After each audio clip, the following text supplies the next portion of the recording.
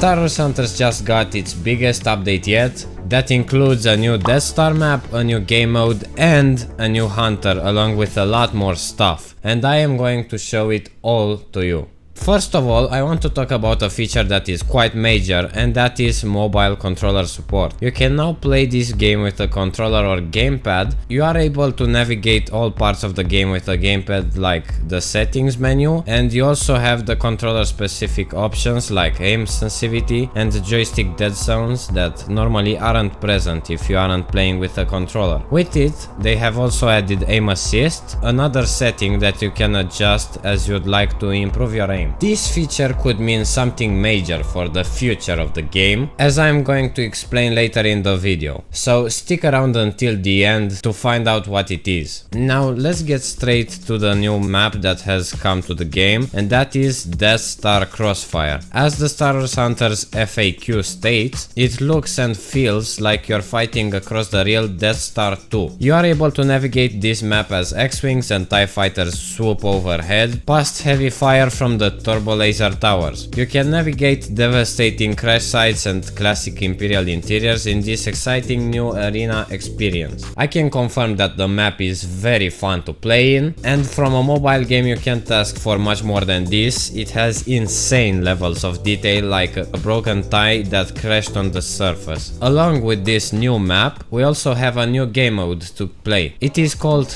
Trophy Chase, and this is how it works. Two squads of 4 hunters fight to hold a brand new trophy droid named TROF33. As I am reading this, I am realizing that if you read this name normally, it would be Trophy, which is kind of funny. The squad carrying Trophy will earn points for every second they hold him, and the first squad to reach 100% wins. When I started playing this update, the game mode wasn't added yet, so perhaps it will be added a bit later when I upload this video, maybe. But I can't wait to play it because it looks simple and really fun, and it makes the game more interesting than it already is. Zynga said this game mode will be available on 5 different maps at launch. Another new feature that was added is quests. They were added to help guide new players on their journey through the arena and provide old players with additional challenges to overcome and master. They can be viewed via the home screen or in the events tab. Each quest is made up of 3 parts, and after completion you will get a reward like a weapon or hunter skin, emotes and more. In this initial release of quests, the hunters that got their own quests are Imara Vex, Sentinel,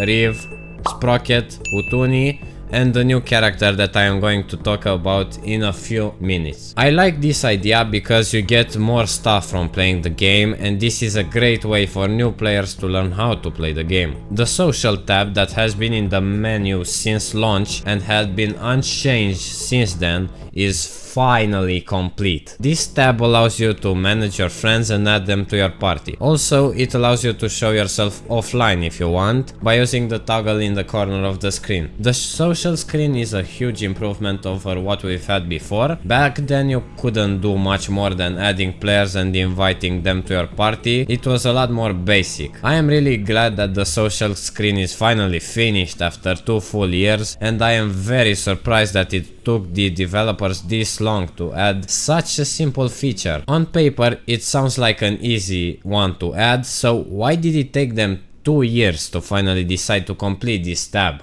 When I saw it, I thought it was going to be related to clans or guilds, like in Star Wars Galaxy of Heroes and in Clash Royale, but apparently not. It was just a friends page. Check this. There are 194 new pieces of cosmetic content in this update, most of them being costumes and weapon wraps. I have liked a lot of the skins that they have launched lately because they look really interesting and unique, and now they have added even more. I can't wait to see some of the new skins put in this update. Also, they updated the roster environment, and now every hunter has their own unique dynamic screen, graphics and lighting that reflect their personas and teams. And this isn't even all. You know how they decided to add in an update ability variants to each hunter, where you could upgrade your abilities as you wanted to make the hunter more in your style? Well, even if you don't know about this feature, it exists, and they have updated the term ability variants to ability upgrades and have adjusted the cost of the upgrades themselves. These changes are intended to give us more flexibility in spending our first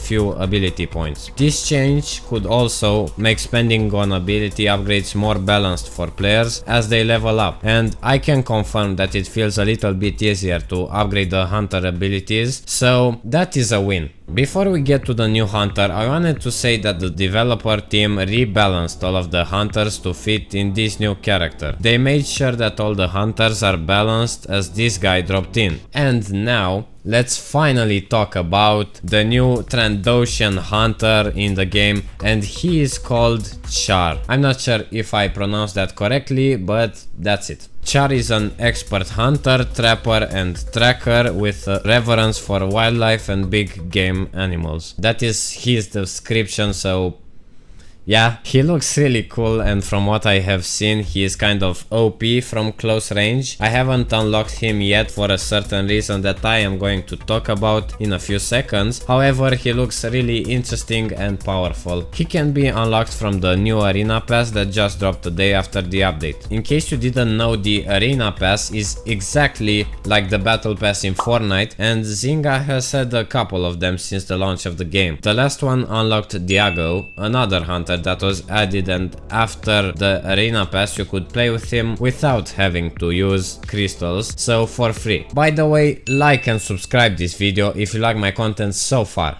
But here comes the bad side of the update. You know how I said that Zynga has added a couple of Arena Passes throughout the soft launch of Star Wars Hunters? Well, until now you needed to spend crystals to get these passes. That's how I got the new hunter Diago. Well, Zynga decided that it wants more money from the people playing the game, and now you need to pay real money to get the new pass. I was so sad when I discovered this. I really wanted to play with this new character, and I have no way of doing that unless I pay money for it. So now I will have to wait around 2 months for the Arena Pass to end and for Char to be free. It sucks, but that is just the way games work these days. And also, this game is still in soft launch. After 2 years of updates, only a few countries can play it. I actually think this game is going to launch very soon, since they added support for controller. In case you didn't remember, this game is also coming on Nintendo Switch, so perhaps if they added controller support and they started monetizing the Battle Pass, Star Wars Hunters is really close to launch, but we don't have any confirmation of that yet. This game has so much potential, and I hope it gets released even on console and PC after a global launch, because a PS5 is much more capable than a phone, and I would love to play this game on a huge screen, but again, no confirmation of anything like this. By the way, in case you have been wondering, I am not in one of those countries where you can play the game. If you want to play Star Wars Hunters, I actually recommend joining